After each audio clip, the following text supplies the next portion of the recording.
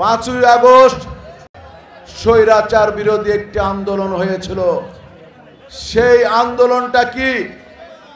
সেই আন্দোলন ছিল গণতন্ত্র এবং বাক স্বাধীনতা, মানুষের ভোটের অধিকার ফিরিয়ে আনার জন্য।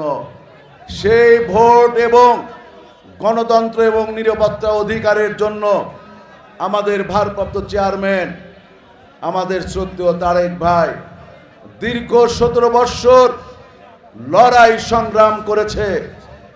লড়াই সংগ্রাম করে 5ই আগস্ট মাফিয়া হাসিনা সরকারের পতন হয়েছে। এই পতন একদিনে সৃষ্টি হয় নাই, 17 দিনে সৃষ্টি হয় নাই, 17 বৎসরে এই ঐতিহাসিক গণ অভ্যর্থন হয়েছে। কখন গণ অভ্যর্থন হয়, কখন বিপ্লব হয়?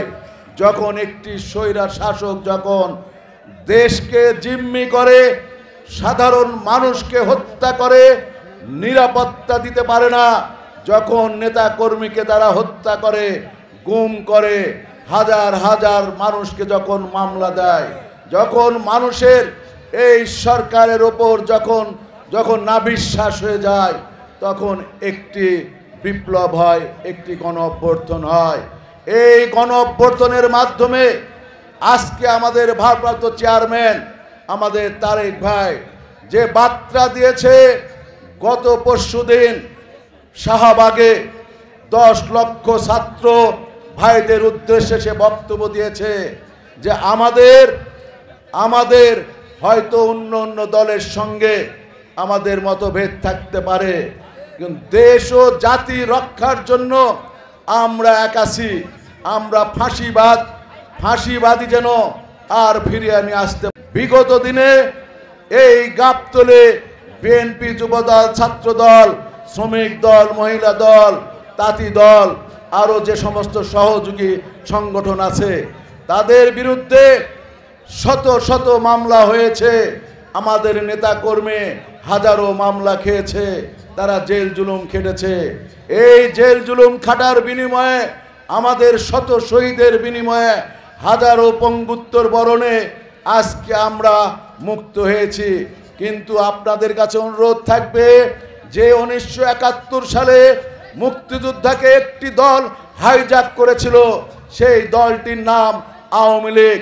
তারা বাকশাল তৈরি করেছিল। এমনই একটি দল এই আন্দোলনকে, এই গণ অভ্যর্থনকে, এই বিপ্লবকে তারা হাইজ্যাক করার চেষ্টা করছে। তাই আপনাদের কাছে অনুরোধ থাকবে যে আপনারা টিভিতে এবং পেপার পত্রিকাতে দেখেছেন 26 ফেব্রুয়ারিতে নির্বাচন হবে। সেই নির্বাচনে আপনারা জানেন যে একটি অন্তর্বর্তীকালীন সরকার দায়িত্ব নিয়েছে। সেই অন্তর্বর্তীকালীন সরকারের কাজ কি? রুটিন কাজ। তারা রুটিন কাজ শেষে একটি নির্বাচন দিবে, নিরপেক্ষ নির্বাচন দিবে, এবং সেই নির্বাচনে সকল দল অংশগ্রহণ করবে। সেই সকল দল অংশগ্রহণের মধ্যে আমাদের বিএনপি ইনশাল্লাহ নির্বাচনে অংশগ্রহণ করবে। সেই নির্বাচনে আপনারা যাতে ইনশাল্লাহ এই গাবতলী থেকে বিপুল পরিমাণে ধানের শীষে ভোট দিতে পারেন। কারণ এই গাবতলী শহীদ জিয়ার জন্মভূমি, শহীদ জিয়ার পুণ্যভূমি। এই গাবতলী আমাদের দেশনেত্রী বেগম খালেদা জিয়া এখান থেকে 3বার নির্বাচন করেছে। আপনারা তাকে বিপুল ভোটে জয়যুক্ত করে দিয়েছেন। এবং এই গাবতলী আমাদের ভারপ্রাপ্ত চেয়ারম্যান, এই ভারপ্রাপ্ত চেয়ারম্যানকে আমরা মনে করি আমাদের পারিবারিক এবং ব্যক্তিগত একজন অভিভাবক। আমরা যারা আজকে এই মঞ্চে আছি, তারা আমরা এই ভারপ্রাপ্ত চেয়ারম্যান আমাদের যে অভিভাবক, তার অত্যন্ত আমরা স্নেহ ভালোবাসা পেয়েছি। আমরা স্নেহ ভালোবাসায় পেয়ে আজকে রাজনৈতিক কর্মকাণ্ডের মাধ্যমে আমরা আজকে বড় হয়েছি এবং রাজনৈতিক দায়িত্ব পালন করছি। আজকে আমাদের ছাত্র ভাইরা, তারা হয়তো তখন জন্মগ্রহণ করে নাই, যখন আমাদের ভারপ্রাপ্ত চেয়ারম্যান যখন হাঁটি হাঁটি পা করে রাজনীতিতে এসেছে। আজকে এই ছাত্র ভাইদের অভিভাবক হয়েছে আমাদের ভারপ্রাপ্ত চেয়ারম্যান তারেক ভাই। কি কারণে অভিভাবক হয়েছে? কারণ আমরা তার অনেক ভালোবাসা, আমরা তার অনেক ছোঁয়া, অনেক স্নেহ পেয়েছি। আজকে আমাদের স্নেহের ছোট ভাইরা, ছাত্র দলের ভাইরা হয়তো কোনো তারা স্নেহ ভালোবাসা তারেক ভাইয়ের কাছ থেকে পায় নাই, তাই আজকে ছাত্র দলের ভাইদের অভিভাবক হয়েছে।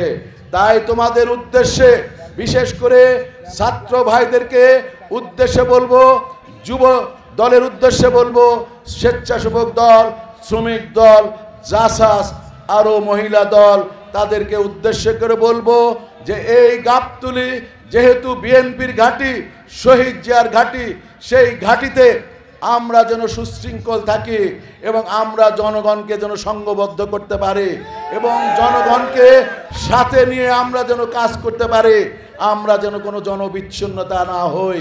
এবং সামনে যেহেতু নির্বাচন, সেই নির্বাচনে আমাদের জনগণের কাছে যেতে হবে। আমাদের ভারপ্রাপ্ত চেয়ারম্যান তারেক ভাই কি বলেছে, সে বলেছে যে জনগণের কাছে যেতে হবে, জনগণই আমাদের মূল শক্তি।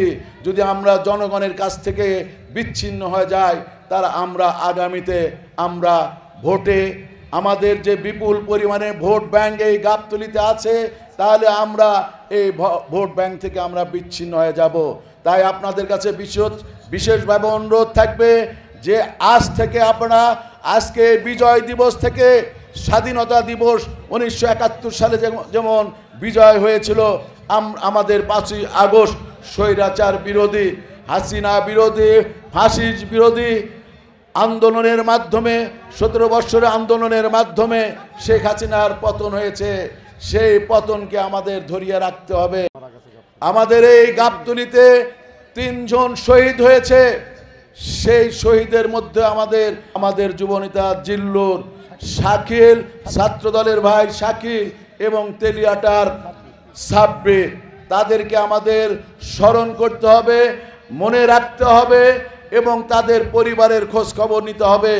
আপনার স্ব ইউনিয়নের যে সমস্ত যারা শহীদ হয়েছে তাদের কাছে আমাদের নেতাকর্মী যেতে হবে, আমাদের তাদের খোঁজ খবর নিতে হবে, তারেক ভাইয়ের নির্দেশ।